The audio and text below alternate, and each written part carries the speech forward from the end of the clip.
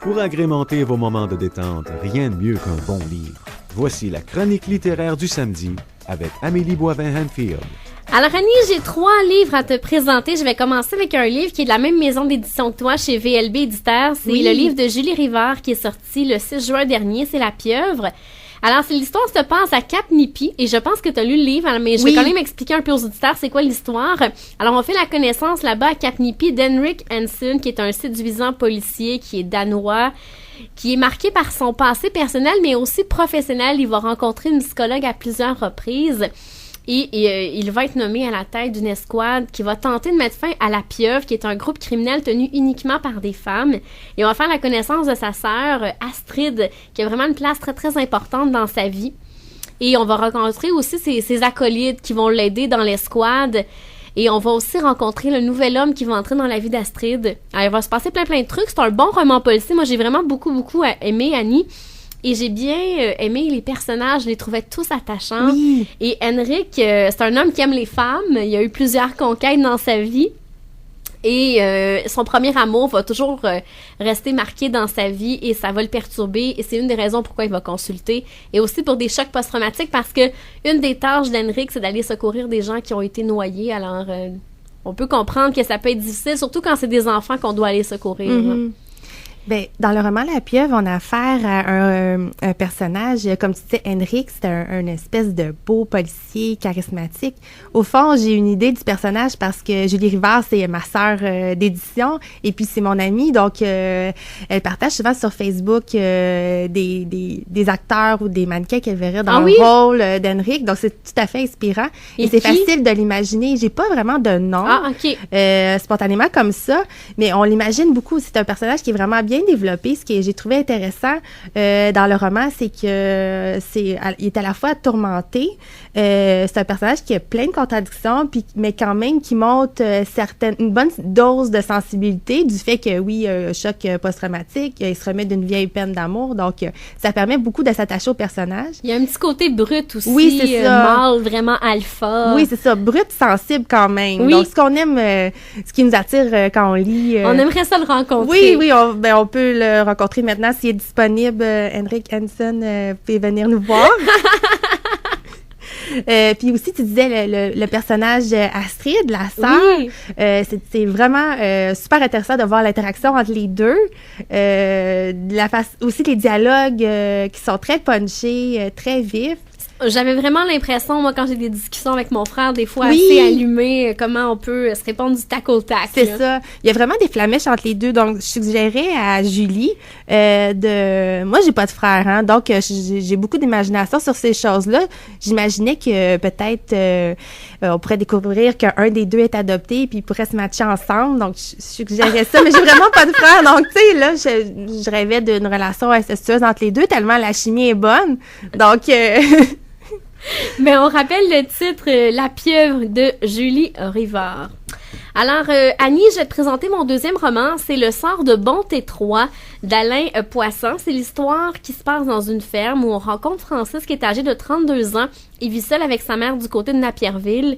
Et on va découvrir ses inquiétudes d'agriculteur par rapport à sa vache Bonté 3 qui est âgée de 5 ans. Et habituellement, une vache à 5 ans, c'est là qu'elle est la plus productive. Mais là, il va essayer de l'ensemencer avec le taureau le plus producteur et finalement, elle ne réussira pas à tomber enceinte. Et pour une vache, ce qu'on veut, c'est qu'elle soit enceinte pour qu'elle produise du lait. Alors, il va devoir se résigner à faire tuer Bonté 3. Et Bonté 3, elle fait partie d'une lignée de très, très grandes vaches qui produisaient beaucoup, beaucoup de lait, beaucoup plus que la normale. Ses prédécesseurs avaient remporté beaucoup, beaucoup de prix. Malheureusement, dans les premières pages, Bonté 3 va disparaître chez le boucher. Et là, par la suite, on va découvrir un peu Francis, un peu ce qui le préoccupe, ce qui le touche. Et ce qu'on va voir, c'est qu'il est vraiment très seul, il s'ennuie, il a toujours dormi dans le même lit, il n'a jamais voyagé. C'est ce qui arrive beaucoup pour les fermiers, de vivre ça, d'être obligé de rester à la ferme parce que des vaches, on peut pas les laisser là et partir en voyage. Et il est en manque d'amour, il aimerait ça trouver l'âme sœur. Alors, ce qu'il va faire, c'est assez rigolo, c'est qu'il va faire une pancarte. Il va mettre sa photo avec ses mensurations et il va écrire « Homme cherche femme ». OK. Avec son numéro de téléphone. Ou taureau cherche vache ou non. Mais c'est drôle quand même. Moi, je trouve ça particulier. C'est la base, quand même. Oui, c'est ça. Et tout juste après avoir découvert Francis, de s'être un peu attaché au personnage, on change du tout au tout dans un autre chapitre où on découvre là l'histoire d'un garçon qui a disparu de son école primaire. Ah. Et par la suite, on va faire la connaissance de ce petit garçon-là qui est un petit enfant qui bégait. Et sa mère qui est vraiment très particulière, elle s'appelle Grazilia. Elle est peintre en bâtiment sans emploi. Et on comprend pas trop le lien entre les personnages, pourquoi l'auteur nous a amené ça comme ça. Mais moi, c'est ce qui m'a un peu fait décrocher du roman. Par la suite, on comprend un peu plus ce qui va arriver, le lien qui va se créer entre les deux, mais au début, on comprend pas trop. Puis moi, ça m'a un peu fait décrocher du livre. Et je trouve que c'est un livre qui est dur à résumer. J'ai essayé de le résumer le plus que je pouvais, mais c'est dur à résumer. J'ai pas vraiment aimé ce livre-là, même si il fait seulement une centaine de pages, je trouvais ça dur à te le résumer et à le résumer aux auditeurs. Mais vous pouvez le lire. Je trouve ça intéressant parce que ça nous dresse vraiment un parcours d'un fermier. On voit vraiment ce que peut ressentir, ce que peuvent vivre les fermiers dans leur solitude sur leur ferme. Mais est-ce que Francis rencontre une femme ou on sait pas? Ben, je peux pas te le dire, mais il va y avoir une femme qui va arriver dans sa vie qui va répondre à son annonce. OK. Je termine avec un livre totalement différent de ceux qu'on vient de parler. C'est Charmant Salaud. On en a glissé un mot tantôt. C'est un livre de Christina Lauren. Christina Lauren, c'est deux auteurs qui se sont liés ensemble en 2009 pour écrire des livres ensemble. Alors, les vrais noms des auteurs, c'est Christina Hobbs et Lauren Belling. Et ça met en scène Bennett Ryan, qui est un trentenaire qui est arrogant, perfectionniste, mais très, très séduisant, très, très beau. Parce que plusieurs des collègues dans le bureau le trouvent beau, mais le trouvent vraiment arrogant, méchant avec tout le monde. Surtout avec Chloé. Chloé Mills, qui est stagiaire. Elle était stagiaire pour le père de Bennett, et là, maintenant, elle est l'assistante de Bennett. Et là, il est vraiment pas gentil avec elle. Il en fait voir de toutes les couleurs. Et une des raisons pourquoi il fait ça, c'est parce qu'il la trouve séduisante et attirante, et il veut pas lui montrer à quel point... Un peu comme les petits-enfants dans la cour d'école, les petits garçons qui achètent les petites filles. OK. C'est exactement ça. Bennett est pas fin avec elle parce qu'elle trouve de son goût. Il aimerait ça faire des trucs avec elle. Et finalement, ben vous vous en doutez bien, parce que c'est un livre un peu dans la même veine que 50 Shades of Grey, mais je dirais beaucoup mieux écrit, beaucoup plus intéressant, beaucoup plus près de la réalité. Vraiment. Je dirais que c'est vraiment un chick lit où, dans chacun des chapitres, il y a des scènes de sexe. OK. Mais j'ai vraiment besoin de me faire convaincre sur ce roman-là parce que au début, j'étais intéressée par la couverture. On dirait que c'est une photo de Justin Timberlake. Oui. Donc, ça m'intéressait. Puis là, je me suis dit, oh, le titre, quand même, ça ressemble au mien. Donc, tu sais, ça doit être quand même assez punché. De savoir que c'était à la base les deux auteurs qui ont fait des fictions de Twilight. C'est au fond le même principe que 50 nuances de Grey. Je sais pas si tu étais au courant de la façon que ça s'est écrit. Mais je sais que c'était deux fans de Twilight. C'est ça.